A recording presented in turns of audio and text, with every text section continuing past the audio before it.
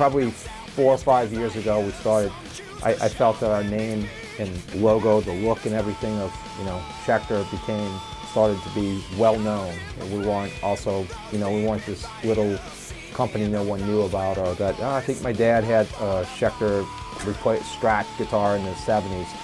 We became a real guitar company with a pretty powerful image.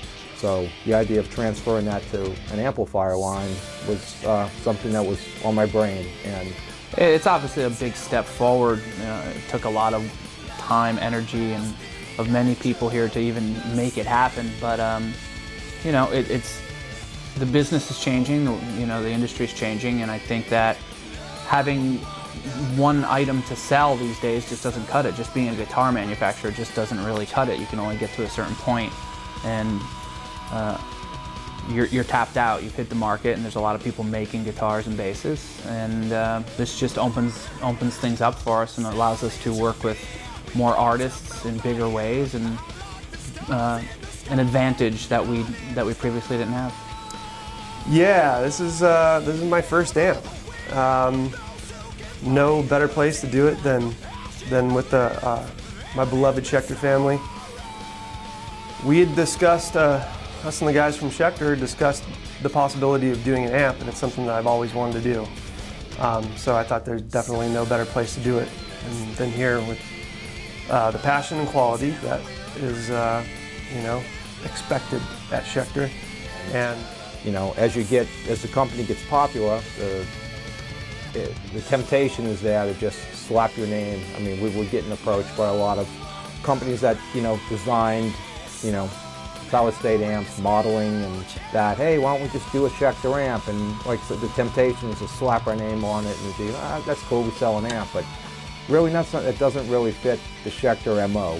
When the opportunity arose to work with James Brown, I mean, when I toured, I played a PV Classic 50 and Classic 100s, and they were fantastic amps.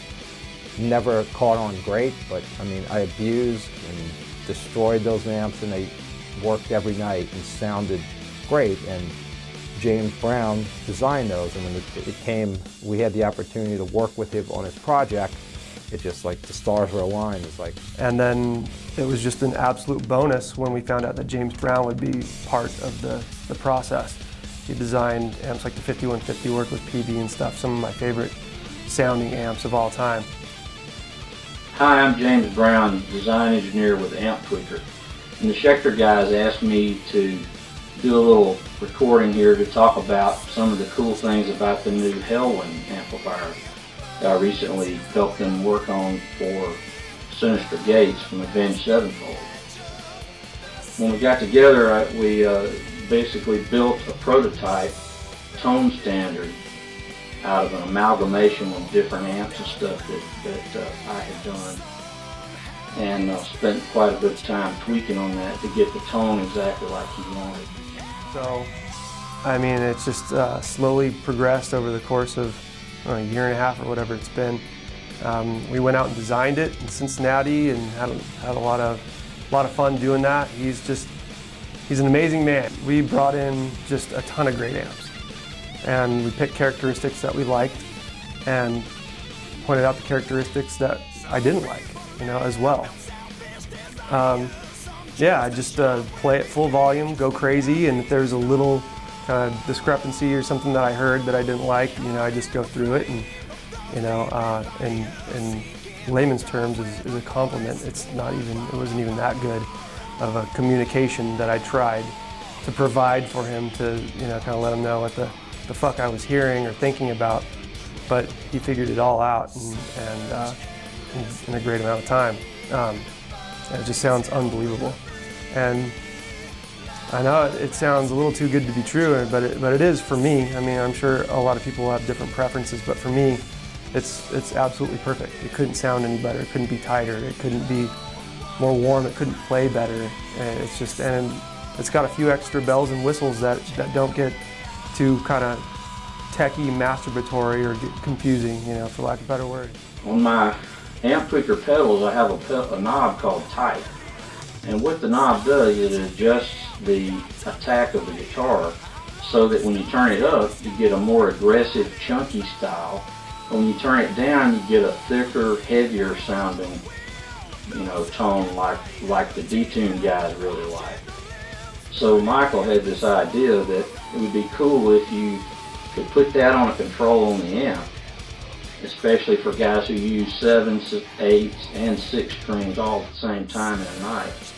Another feature on the amps that Michael was really excited about was the idea of having an actual active input, and rather than pad the input down so the amp can tolerate the level like most bass amps do, what he wanted was something that compensated for an active pickup's tone. So what we did is we changed the system of the amp so that when you plug into that active input, the high-end sparkle is enhanced a little bit, and it's also just a little bit floppier, so it's not quite so dramatically tight and active sounding. So it's a little more of a lively tone. We ended up with what most people consider to be a pretty awesome metal and rock amp.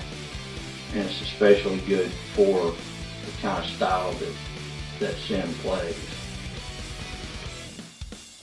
It's been a lot of work, but listening to them today, I mean, they sound great and they look great. Two things that, it has to look right. It has to look the part when it's sitting on the stage. I mean, we're competing with some big names, some staples, and now I think we got an amp that can be the amp of the new generation, and real proud of it.